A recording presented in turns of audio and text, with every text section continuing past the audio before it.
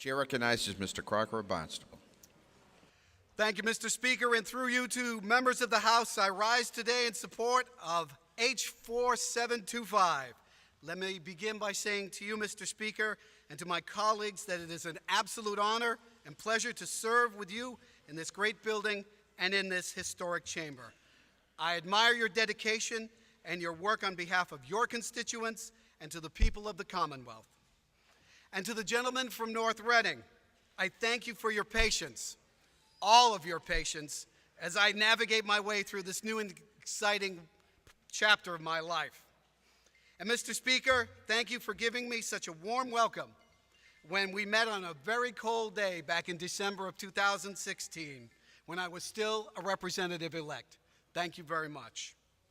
And I would be remiss and in big trouble at home if I did not thank my wife, Judy, who is here today. Judy,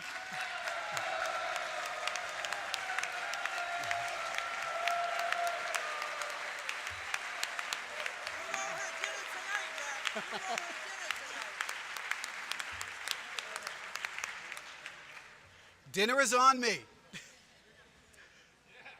Judy has been my friend and my confidant for the past 26 years. Thank you for accompanying me on this journey and for being my best supporter throughout all of my endeavors.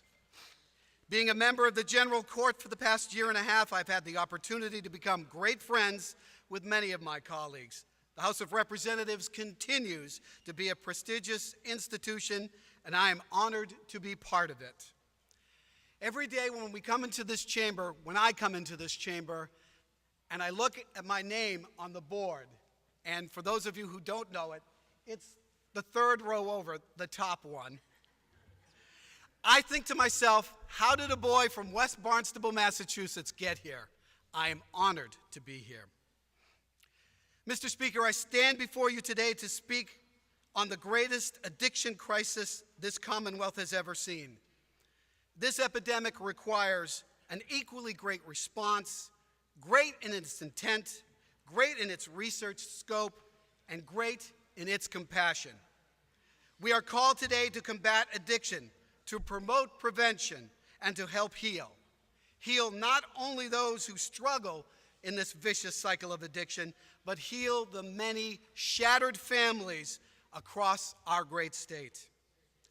In the 1980s, when tobacco was placed firmly in the sights of legislative bodies, not unlike this one, which stands assembled here today, the problem of cigarette smoking seemed impossible to solve. People smoked. It was part of our culture. It was until it wasn't. Time, talent, and treasure was launched into the tobacco battle. Mr. Speaker, we now live in a nation where that specific corner for health has long since been turned. It was a problem, therefore the people found a solution. We must now turn our focus into a much more hideous monster. House Bill 4725 does not falter under what some may seem as a problem of irreducible complexity. So many facets, so many fixtures, so many lives actively being lost. What we see in this bill are provisions for further dispensation of Narcan, a Good Samaritan Act for those who administer it while trying to save a life. Specifically, I appreciate the focus on prevention. With House 4725, in my county of Barnstable, only 1 cent out of every dollar is spent on the opiate crisis in the area of prevention. This is a very telling and extremely terrifying statistic. From 2010 to 2016, the rate of opiate-related deaths in Massachusetts has tripled from 11% to over 33%. This is a staggering increase. While I was campaigning in the summer of 2016, walking neighborhoods, I can recall meeting separate families, 3 separate families in one day who were just returning from wakes from people who had died from fatal overdoses. This epidemic was crystallized for me then and there when I met those families.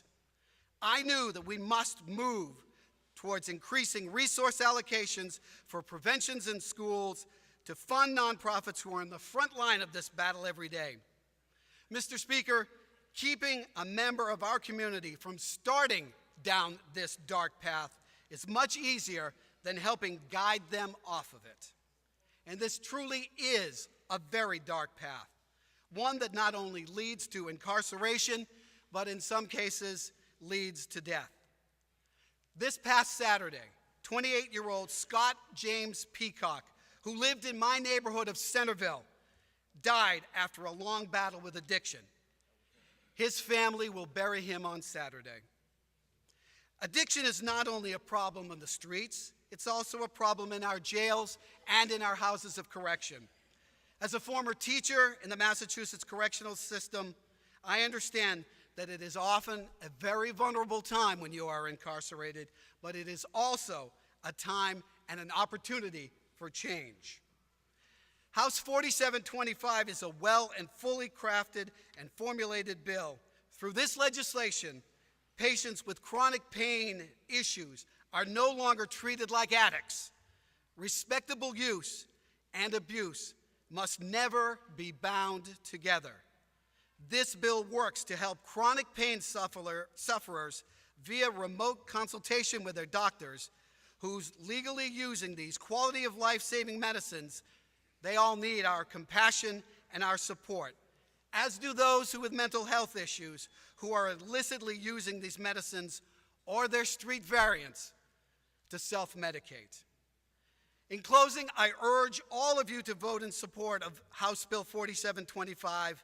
Now more than ever, the people of this great Commonwealth need this bill.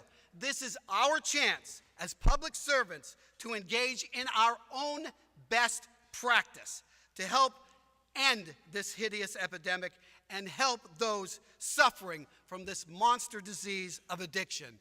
Thank you all very much.